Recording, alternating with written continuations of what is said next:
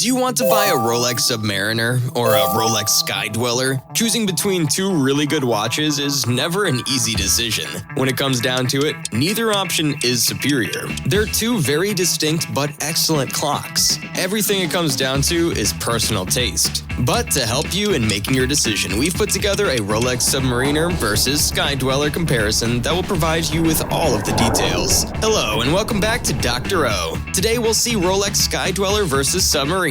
Which watch is right for you? So let's begin. The Rolex SUBMARINER initially dropped in 1954, but the SUBMARINER narrative began in 1926 when Rolex unveiled the Oyster case, which established Rolex as the preeminent water-resistant luxury sports watch brand. The SUBMARINER evolved alongside the brand, yet it always retained its general looks and diver's watch DNA. In fact, it is undoubtedly the world's most iconic and recognizable watch. Rolex's newest timepiece is the Skydweller. It first aired in 2012. It was Rolex's first new model in 20 years, yet the Skydweller has swiftly become one of the world's most talked about and sought watches. There are several elements that distinguish the Rolex Skydweller from the SUBMARINER, and we're not just talking about the huge price difference. To begin, the most notable distinction between these two Rolex watches is their specific functions. The Rolex SUBMARINER is a diver's watch, whilst the Rolex Skydweller is a globe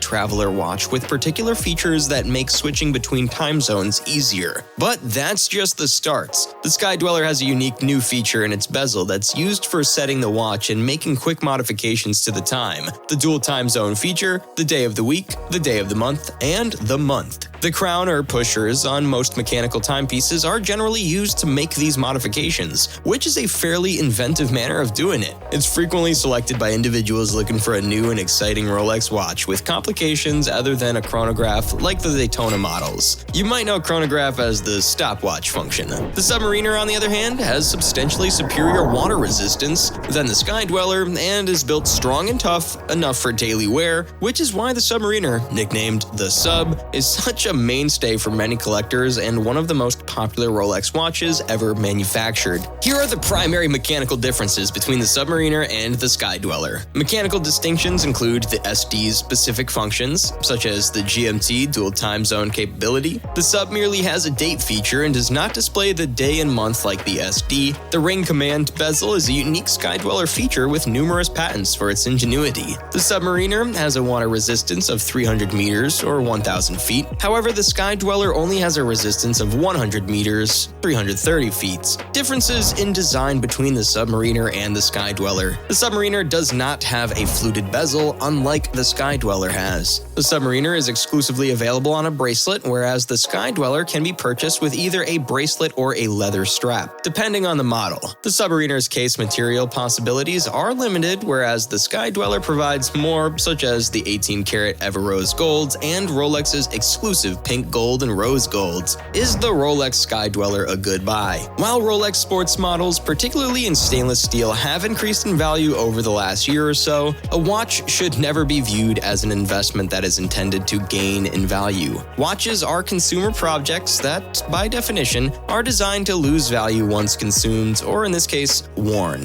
Nevertheless, Rolex is recognized to keep its value better than any other brand in the market on average. The average resale value can occasionally influence a decision on a high-priced item, such as a luxury watch. Is a Rolex SUBMARINER a good investment? If you acquired it a few years ago and stored it in a box, it would probably be worth more money given market conditions and Rolex's reduced output, which affected prices due to supply and demand. At the end of the day, functions and price will most likely be the decisive factors. You'd have access to the personal value that these features provide you and determine if a new SUBMARINER or Skydweller is more likely to fit your style. Some people would simply buy it for the sake of appearance. They appear very different, so it may be a matter of personal style taste that determines which is best for you. That was it. If you enjoyed the video, leave a like and comment down and tell us what you would like to see next. Subscribe to the channel for more such content. Keep watching.